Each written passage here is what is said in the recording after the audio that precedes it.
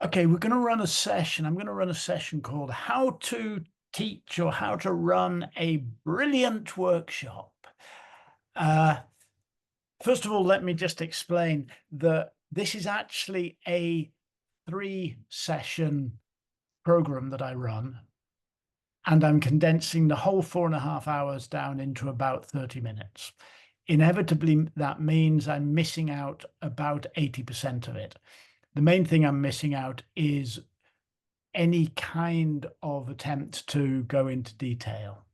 What I'm doing is really just giving an overview from first idea that I might want to run a workshop or being asked to run a workshop through the planning of it, the delivering of it, and the evaluation of it.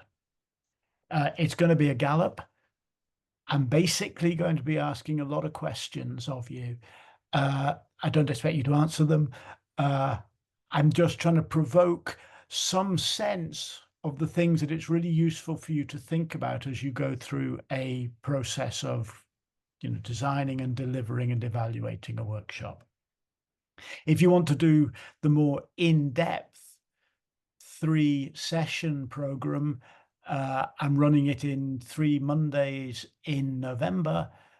You can book and get a discount through School of Humankind courses page. And there we'll go through this same thing, but much slower and with a great deal more detail and several key things that I'm actually going to just miss out tonight for reasons of time. I'm going to share my screen. I hope you can now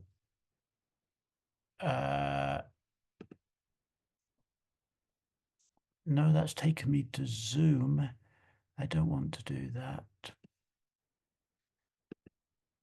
Technology, you gotta love it. I want to go there. Yeah, that's what I want to share. Is that why is that not letting me do it? Can you see that? Yes. Yes. Good. And if I go like that, can you now see that? Full screen. Oh, amazing. Here we go. I'm going to go on a little gallop through some material and hold on to your reins because we're going fast. How to run a brilliant workshop. The reason I say brilliant is not just trying to sound some cheap marketing, but brilliant means shiny and bright. I want people's eyes when they leave a practical workshop I've done. I want their eyes to be bright, not dull. I want them to have light shining out of them. I want them excited. I want them to have the experience of having had a brilliant workshop. And I'm going to split this journey into 3. And the first is really planning. I call it objectives and intentions. This for me is a non-negotiable. This is your job. To enthuse. No compromise on that. The absolute non-negotiable is that people leave your workshop wanting to learn more. It may not be wanting to learn more from you. That doesn't matter. It may not be wanting to learn more about the subject that you're teaching. You may teach a dance workshop and people leave going, yeah, I decided I want to be a musician. That's cool. What matters is that you enthuse people. You make them want to carry on learning and growing. If people leave your workshop going, oh God, I'm never going to study anything again, you have fundamentally not done your job. Your first job is to enthuse. And everything in this session tonight is going to be about trying to ensure that we enthuse our students. So we're going to start with a set of questions. First is, why do you want to teach? It's a question for you. It's not a question for anyone else. You might write up something on your website. I teach because blah, blah, blah. Super cool.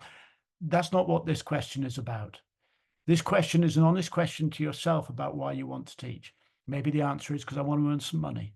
Maybe the answer is because I want to get into some networks that I'm not currently part of it? Maybe the answer is I want to give back to my community. Why do you want to teach? And the secondary question that goes with that is, why do you want to teach this workshop? It may be that you go, well, actually, I don't really want to teach, but I do particularly want to teach this workshop. That's okay. That's perfectly fine. All answers to these questions are fine. There's no point in lying, because the only person who knows these answers is you, and there's no point really in lying to yourself. So why do you want to teach? And why do you want to teach this workshop? What are you aiming to get out of it? And I'm not going to apologize for starting from the question, what are you going to get out of it? Because if you're going to build a teaching practice, you'd better be getting something out of it. Second question you want to ask is, how do you want to teach? Do you want everybody up and running around all the time? Do you want a combination of theory and practice? Do you want to teach very much within a tradition? Do you want to not really teach, just set up a space where people can play around? I remember once going to teach at Dartington College when it still existed. It was a wonderful, radical place. And afterwards, the lecturer said, that was a great session, but you could never work at Dartington, because we never go into a class and say, we're going to do this, this, and this. We go into classes and say, what do you want to do today? Great. They were a great college. That's not how I work, but they were a great college. How do you want to teach? At deepest level, ask yourself what sort of teacher you want to be. Who do you want to teach? Maybe you go children. Okay, good. Maybe you go adults. Okay, good. Maybe you go children of the same ethnicity as me, or maybe people exactly like me.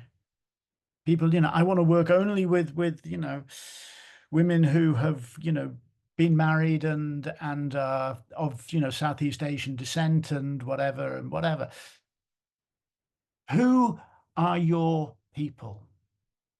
And an equally important question, who do you not want to teach? It's really important. You sort of go, yeah, I'm interested in this and I'm interested in that, but I'm not interested in this and I'm not interested in that. I really want to teach adults, but I'm not interested in teaching adults who are, looking to be professional actors. I want to teach community-based work or whatever, Decide the parameters of who is in and who is out for you. You don't always have to stick to them, because we make compromises, but know for yourself who your target is. And because, as we set up workshops, we're inevitably trying to serve people, you're trying to be of service, always bear in mind there are 3 people to serve. Obviously, there is the participants. You want to ask yourself, how am I going to give them either what they want or what I think they need? The second people you need to serve is the gatekeepers or the funders.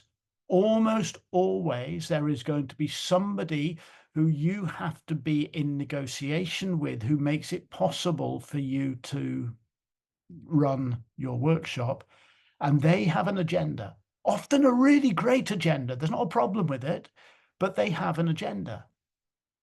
And you need to know what their agenda is and see how you can satisfy their agenda, or at least partially satisfy their agenda.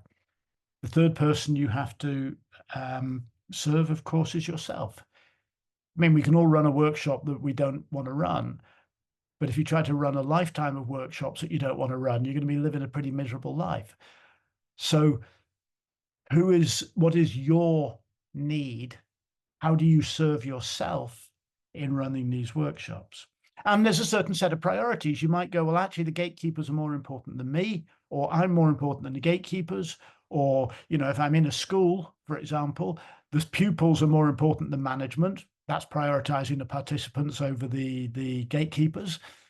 Or it might be that you go, management's more important than the pupils. I don't care if they don't have a good time, as long as I deliver the curriculum that I'm sent there to deliver. All sorts of choices. I make no value judgment on any choices here. I'm saying these are questions that you need to be asking. Here's another question. Where do you want to, or will you have to teach? And the where, really, we're going to look at this a little bit later, but the where really splits into two questions. Where is both psychological and geographical. And I'm going to explain that a little bit more later. But some questions around where. Is it safe? Is it physically safe? If you want to teach acrobatics and there's a concrete floor and no crash mats, maybe the answer is don't teach that workshop in that place. Is it psychologically or emotionally safe? You know, are you going to be asking people to do stuff which will open them to bullying or contempt or laughter? Is it a safe place for you to do what you want to do? Is it a private space? Again, you can work in a not private space, but you can't ask people to do private, vulnerable work in a non-private space. If you're asking people to do something which is really focused and concentrated while all their mates are outside hammering on the window and pulling faces, it ain't going to work very well. Are there rules? And, you know, sometimes, particularly if you go into an institution, I found this in schools, particularly actually in India, but not only in India, there are rules. And if I say to the pupils, you know, call me John, don't call me Mr. Britton, call me John. And then the head teacher comes in and here's a pupil calling me John, that pupil's going to get in trouble because the pupils are told they have to address the teachers as Mr. Britton or whatever. So are there rules? And a question that goes alongside that, particularly in formal education, is who enforces those rules? Is a teacher or the representative of the institution responsible for discipline, or are you the workshop leader responsible for discipline, or is it a shared job? Are there cultural expectations? These might be formal cultural expectations, like no contact between men and women, or, you know, no physical contact between people, or whatever. They might be expectations or cultural expectations which are unique to particular places. Like, is it a very macho culture where the women are going to feel automatically worried about taking up space because that's the culture, the cultural expectation they bring in? You can then choose to challenge that and try to fragment that, but you need to know it in advance. Is participation voluntary? This is really important. If people are choosing to do your workshop, you have a very different set of relationships possible with them than if they are being forced to do your workshop. You cannot ask people, I don't think, ethically ask people to take risks in, you know, personal, you know, expose themselves in some way and to be really creative if they've been forced to be there. You can encourage them to be, but you can't force them to be. And that, of course, feeds into another question. Is the work assessed? You might want to say, well, in this space that I'm creating, anything goes. It's going to be amazing. It's going to be so free. Everything goes. And then you have to assess them, or someone else is going to assess them. And they go, you told me to be free, so I tried something and then I got 23% because I didn't do it properly. I used to have this all the time when I was running a postgraduate degree. I was really trying to create, you know, spaces of experimental creative freedom. And at the same time, I had to work to assessment criteria. And it is a significant challenge for me, the workshop leader, but also a significant challenge for the clients or the students or the participants, because you're asking them to do one thing and then you are judging them for how they did it. So we've been looking at why you want to do it, how you want to do it, who you want to work with, and where you want to do it or have to do it. Notice I haven't asked you what you want to teach, because that's really not my business. Every one of us will teach different things, and you'll decide the what of your teaching when you've answered all these other questions. So these are the questions I'd be encouraging you to ask as you are setting something up. And here are some things that maybe we ought to be thinking about as we move towards delivering. Your job as a workshop leader, then maybe there's an idea that as a workshop leader, what you are is a fountain of knowledge which you are going to pour all over your students, and then they'll leave being educated. It doesn't work like that. People are not empty buckets to be filled up. Your job as a workshop leader is to create experiences that your students learn from. This is really important.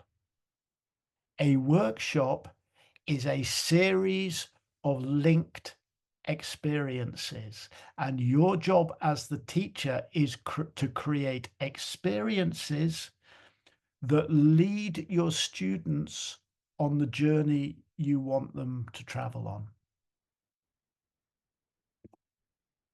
That means that your job is to create an environment for learning.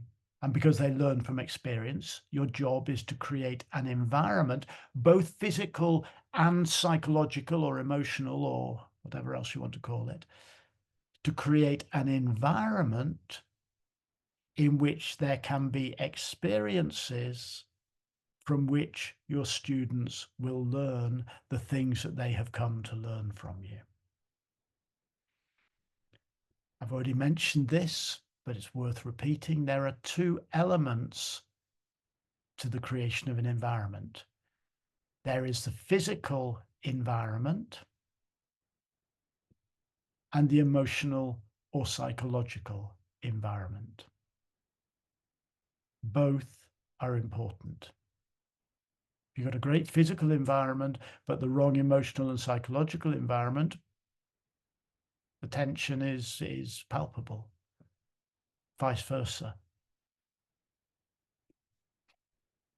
So what are some of the key elements that you need to be thinking about when you are considering your environment? Well, if your job is to create an experience for your students, possibly the most important thing you have to think about is to consider how you can maximize focus and minimize distraction. Maybe it's not under your control. If you're teaching in a space where randomly people are going to walk in and go, "Excuse me, just need to get something out of that cupboard," and then walk out again, you're going to have a real difficult time creating sustained focus or attention. So you have to design your workshop accordingly, or move it to another space if that's within the realms of your possibility. Remember, one of the first productions I ever directed, or first educational projects I ever did, was at a college in North Yorkshire. And they had a lovely little theatre. It was really wonderful. And I went, I was working with someone else, and we went in there and went, "Oh, this is really exciting. It's going to be great." And we were working with them on Shakespeare's Tempest, and it was all great. Until 11 o'clock in the morning, when we realized that through a very thin partition on the other side, there was the kitchen and dining room. And so from 11 o'clock until 2 o'clock, there was constant noise of crashing, of cutlery, of plates, of people talking, swearing, and then people coming in and eating and all of this stuff. Impossible to get any focus done. So your job, maximize focus, minimize distraction. Second key element for creating an environment. How can you enable creative play? Even if you're not doing some kind of performance workshop, even if you're doing some kind of very formal workshop, learning is always a creative act because it is asking people to absorb and change by encountering something new. That's, that's what creativity is. It's about saying, here's something new. How do I work with it? And humans learn. Oh dear, have I just killed my screen? Why did that happen? Oh, good. Humans learn by play. That's the human mechanism for learning. The mammalian mechanism for learning is through play. In other words, trying things out without major consequences. That's what play is. Give something a go without there being a disastrous consequence if you get it wrong. So whatever your learning environment is, you're trying to encourage creative play. And I don't have time to go into this in this conversation, but that really means getting people to move beyond binary thinking. You are going to have students who are afraid of doing things wrong. They want to get things right. Right and wrong mean very little in learning, except in one area of learning, and we're going to talk about that a little bit later. So creating experimentation and playfulness rather than getting people caught up on right or wrong, good or bad, blah, blah, blah, blah, success or failure. That's another binary people constantly bring into the work. Let's ditch all those. Here's another part of the environment you want to be trying to create. You want as much as possible for your students to be self-motivated. In other words, to be working because they want to be working, rather than working because you're shouting at them and telling them to work. And you want them to be enjoying intrinsic validation. In other words, discovering for themselves the value in the work they're doing, going, oh yeah, I couldn't do that before and I can do that now. That's interesting. I didn't know that before. That's good learning. If the student is constantly just trying to impress the teacher, they are so outwardly focused, they're not really paying attention to their own growth. So you want to be structuring your workshop as much as possible so that people are wanting to work, they are self-motivated, and the true joy of the work that they discover comes from what they do for themselves, not because you go around afterwards and say, well done. Always remember, particularly if you're running a bigger workshop, there are 3 teachers in the room. You are one of them. Certainly when I'm teaching in a practical workshop, I start off as the most important teacher in the room, and I hope that by the end of the workshop, I am the least important teacher in the room. And I really mean that. I really hope that by the end, I can really sit back and go, you don't need me anymore. Because you're the first teacher in the room. The second teacher in the room is the student. What does the student discover for herself by doing the work through processes of self-analysis and self-reflection? And the third teacher in the room is the student's peers. What I mean by that is there is enormous value for students watching other students, people who are going through the same journeys that they are. For example, a great teaching process. You, the teacher, guiding and instructing one other student while everybody else watches. Because everyone else who's watching, you can go, yeah, oh, I see that. That's like I do that as well. But also a great learning process, and we're going to go through this when we come to feedback a little later, a great learning process is peer-to-peer feedback, where your students talk to each other and share their understandings of what's happening outside the control of the teacher. Here's a guiding statement that I remind myself of constantly when I'm teaching. Be a guide, not a hero. Particularly earlier on in my career, I wanted to be the hero. I wanted to give everybody what they wanted. I wanted them to go, wow, that's all my problems solved. Yeah, this is amazing. Everything I ever needed is here. You're a hero. It's not good teaching. The best teaching is to say, try going in that direction. Try going in this direction. And when they get lost, putting them back on the path and guiding them and having the humility to realize that you are not the most important teacher in the room. So we get to the third stage of this crazy gallop through how to run a brilliant workshop, which is the question of evaluation and feedback. First of all, let's just be aware of positive feedback. Positive feedback. All of my work happens through positive feedback, but it's really tremendously hard to help people understand what positive feedback is and why it matters, because people think positive feedback is saying something's good when it isn't, or lying, or flattering people, or trying to cheer them up when they've just screwed up. None of that is positive feedback. People go, oh, he gives really brutal feedback, which means that he gives detailed destructions of people's work. That's not brutal feedback. That's just brutal negative feedback. Good feedback is brutal positive feedback, where you do not hold back at all in pointing out all the things the student did that worked. You did this really well. This was great. We can build on this. This, yeah, look, that bit of it's really exciting. The rest of it, not so good yet, but don't worry. This bit's really exciting. We'll build on that. And I'll tell you one thing, if you give unconditional positive feedback, your students won't thank you for it. Generally speaking, they like to be told off because it makes them feel like they're learning. If you say this is great and this is great, it actually puts the responsibility of learning back onto the student, and they don't always thank you for that. I have had students literally repeatedly over decades say, just tell me what I'm doing wrong. And it annoys the hell out of them when I go, I don't think you're doing anything wrong. I think you're doing this really well and this really well. And then they shout at me to shut up, way it goes. One of the most important things to understand about positive feedback is the human is enormously aligned to the negative. It's called positive negative asymmetry. I think they say something like it takes 5 pieces of positive news or positive feedback to outweigh 1 piece of negative news or negative feedback. For obvious reasons, negative things, dangerous things endanger us, whereas positive things generally don't.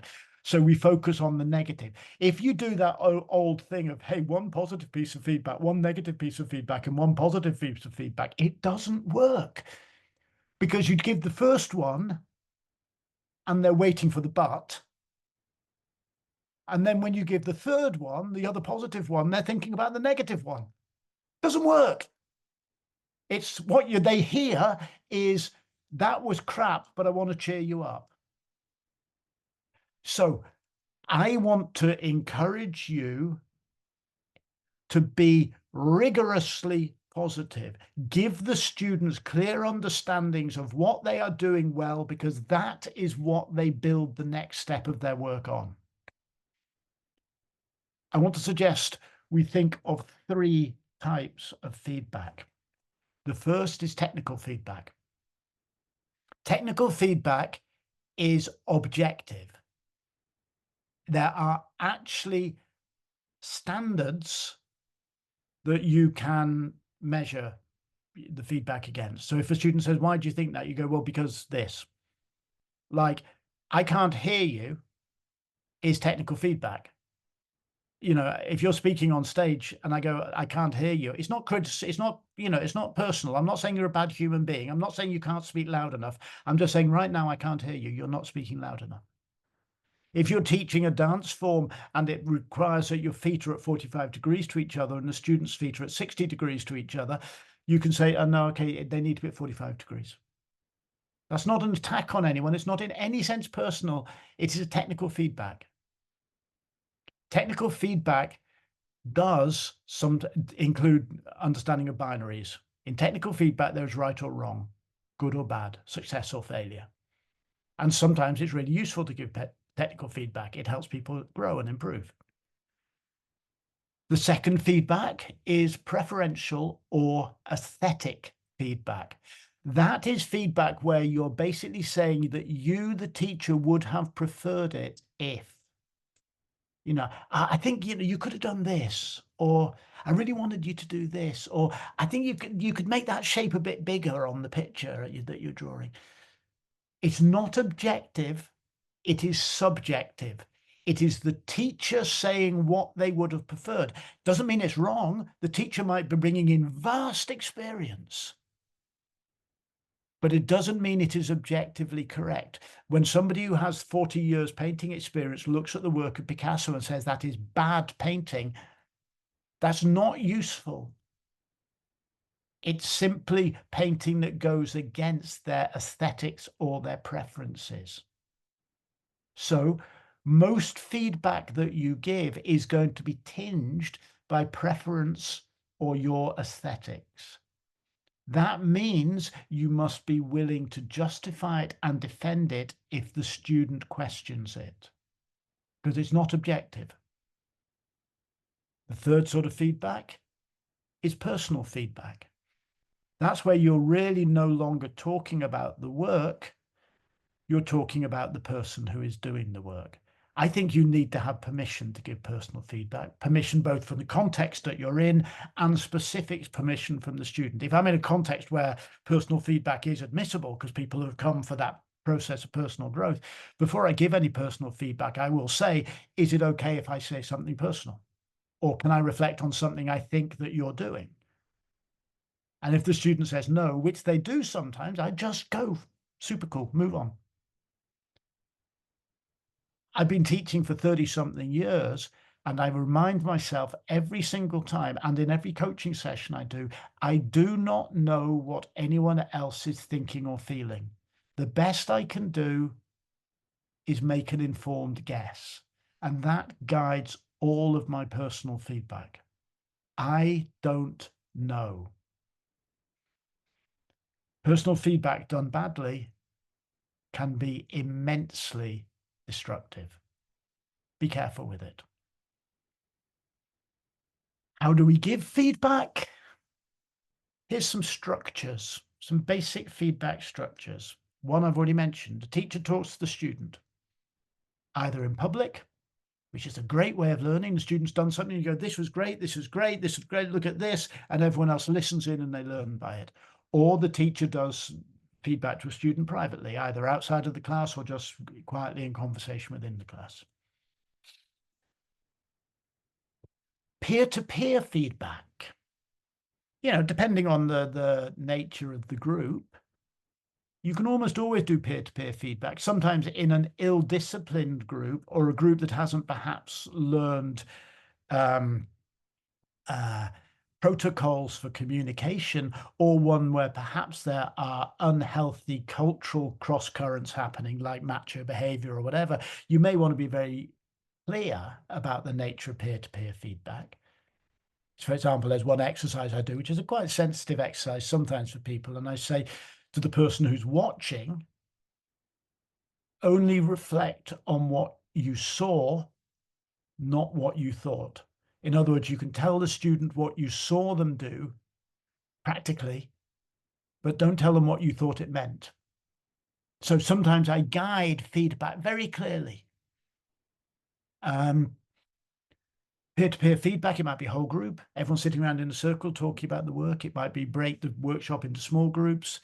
It might be people working in pairs, just having a little conversation after an exercise in pairs. Working together is quite interesting. Get two people to work in a pair and then feedback to each other, or get somebody to read their work to somebody else and then the second person to read their work to the first person and then do feedback that way. So that's what I mean by working together there. Peer-to-peer feedback is really powerful. Self-reflection. Writing, journaling, noting, things like that. Talking, of course. There can be a form of just saying to the student, do you want to talk about what you discovered? And you might say to it, if they're talking just to you, you might say, I'm not going to respond at all. I just want you to talk. Or if it's in a whole group, you might say to the whole group, anyone who wants to talk about what they did, you're welcome to do so, but nobody else respond. Because it isn't about trying to justify your position. This is just trying to express something. It depends on the group. It depends on what's appropriate for the group. But self-reflection in a group can be really interesting. When I used to work with young age children, the junior end of primary school, I would almost always end a session with drawing. I would just give them a piece of paper and a felt tip and say, draw what you liked from the session. And then usually they would run up afterwards and show me their picture. And I'd say, oh, wow, what's going on here? And they would tell me what was in the picture. And that would not only tell me what they had got out of the session, it would give them a chance to articulate and explain what they had discovered, which deepened their learning. With dancers or physical performers, I sometimes do, feedback through moving. I'd say in pairs, okay, watch somebody else's performance and then do a 30-second movement response to it. Very useful. Sometimes it's not useful to ask people to reflect or feedback in words on something which wasn't expressed in words. Sometimes that diminishes what they did. You might just say, move your response. Finally, we move to evaluation, by which evaluation here, I really mean evaluation by the participants within the session. It's always a temptation to leap to talking. Talking's great. I love talking. But it's not the only way to evaluate. Just as with feedback, you can ask people to evaluate through movement, through drawing, through reflection, through quiet peer-to-peer conversation, group discussion, writing. I think the feedback that is the evaluation that is least useful is a tick box form. Because if you've taught anything complex, it isn't going to really fit into a tick box form. On a scale of 1 to 10, how much did you get? Most of the answers is, well, I don't know, because you don't know how good a workshop is until at least a week afterwards, because you've got to see if anything's sunk in, I've certainly left workshops and performances where I've gone, oh, I hated that. And then a week later gone, that was actually really amazing. It was just really challenging and upsetting at the time, or I didn't get it at the time, but it sunk in. So decide on the language of evaluation that is most appropriate for the group and for what it is that you've been teaching them. But then back to where we started. Your evaluation, there's all sorts of reflection that you do on your own work after a workshop, but the first one must be this. Did they leave wanting to continue to learn or to practice or to something? Did you help keep alive the fire that brought them in the first place? Or if they were there compulsorily, they didn't choose to be there, did you, by some miracle, make it more likely that they would choose to attend something like this in future? Look, that is a massive gallop through a load of stuff. I'm exhausted. I don't know about you. If you want to go deeper into this, and there's a whole load of stuff I've missed out, the learning journey, the 3 different pedagogies we work with, sign up for the 3 sessions. They're not very expensive. I think it's £50 for all 3 sessions. So, I'm definitely keeping them cheap because this is the passion work for me, trying to get workshops done as magnificently and brilliantly as possible, both for the sake of the teachers and for the sake of the students. There's 3 sessions anyway, focusing, designing and delivering the same way I've split it up today. November 4th, 11th, 18th, about this time in the evening, I think. If you go to School of Humankind, there's a web link at the bottom there. Go to the page there. There's a link there, and there's also a discount code because through School of Humankind we give a small discount to people who come through School of Humankind to sign up. Feel free to sign up for that, come along to those, and I'll also send you a copy of my book, How to Teach Performance, and so on and so forth. There's various other freebies there. Go have a look. So look, enough. Let's stop that share. I've been galloping along furiously. Where am I? There we are. We've got possibly 2 or 3 minutes. Would anyone like, there may be just too much deluge of information to respond to there. But would anyone like to question or respond or seek a clarification or anything like that?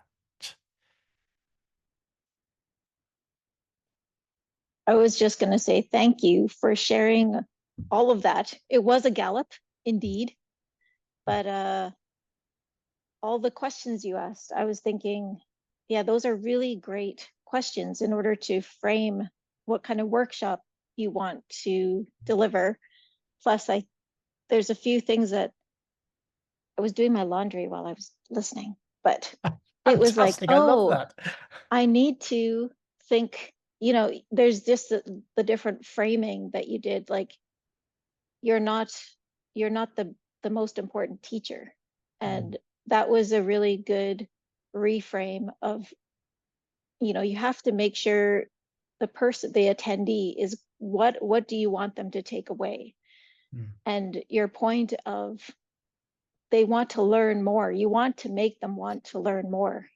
I think that's a really powerful thing, is always think about it, from the attendees' point of view, because you telling them is way different than them experiencing it.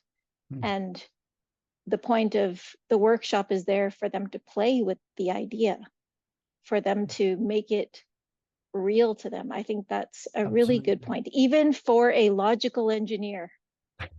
Which you are. So logical you can both laundry and listen at the same time. But you see, I would argue that all learning is experiential learning. I don't really understand the phrase experiential learning. If your way of teaching is to stand there and tell people some information, they are having the experience of being told information. They're still having an experience. If your way of teaching is to sit and drone away. I mean, my history teacher at school decades ago would literally sit there at the front and read out his notes slowly because we had to copy them down in our exercise books. That was the experience we were having of deathly boredom. It took me 20 years to rediscover my love of history after that. You are always creating an experience, and you never quite know the experience your students are going to have. Some of the most formative and difficult moments of my teaching career have come where I haven't thought through the experience or the nature of the people that I'm working with, and somebody has said to me, "Why are we doing this?" and I haven't had an answer. I remember early on running a youth theatre with, a pretty tough area of North Melbourne. It was a pretty tough community, and as a council set up a youth theatre, I was the artistic director, and I went in, okay, I'll do an exercise like this, something I'd done many times before. It was a movement exercise, and 2 minutes in, somebody said, "Why are we doing this?" And I just had that moment of going, I can give you 20 answers, but none of them are honest. The real honest answer is, I didn't think this through. So the reason for all those questions at the beginning is not that you get to control things, and not that you get to be, so clever I can answer any question. It's that when the student is lost and challenges you, because they will challenge you because they're scared or lost, you can hold the space safely for them and say, "I'm doing this for a reason. I know why I'm doing this." They might not trust you. That's their business. But you can at least say, "I deserve your trust because I've thought this through." Yep. Fantastic. Shall we wrap it up there? Any thoughts coming in from you, Nikhil, from the other side of the globe? Yeah, I mean, I love it. I love how you frame this. And I mean, the idea of that they should leave with wanting to learn more, it makes so much sense. I mean, it's so basic, yet yeah, like I never thought about that, and it's amazing. I mean, yeah, it opens up a perspective. For me, it's a single non-negotiable. Mm. They need to be leaving with the flame burning inside them. Even if it's just, you know, "Oh, that was a bit weird." That's okay. That's enough. One of my first jobs was when I lived in the UK, running a youth theatre in inner city Leeds. And it was open access. It was a tough working class area of Leeds. No open access, nobody paid to join, no auditions. Anyone could come and join us at any point. And 20 to 30 people turned up week after week after week, and they were often bad-tempered and often, you know, sometimes violent, and, you know, they go, "This is crap, I hate it," and all of this stuff. But they kept turning up week after week after week. And when we put the pressure on to deliver shows, because we used to devise massive shows, they turned up and they delivered. And whatever we did, the essential thing was that they came back the next week. Otherwise, I felt that we had not done our job. So beautiful. I'm going to wrap it up there because I've run my habitual. Every time I do a School of Humankind one, I run approximately 6 minutes late. So there we go. Thank you very much for this. Feel free to send me any questions or responses or thoughts or queries.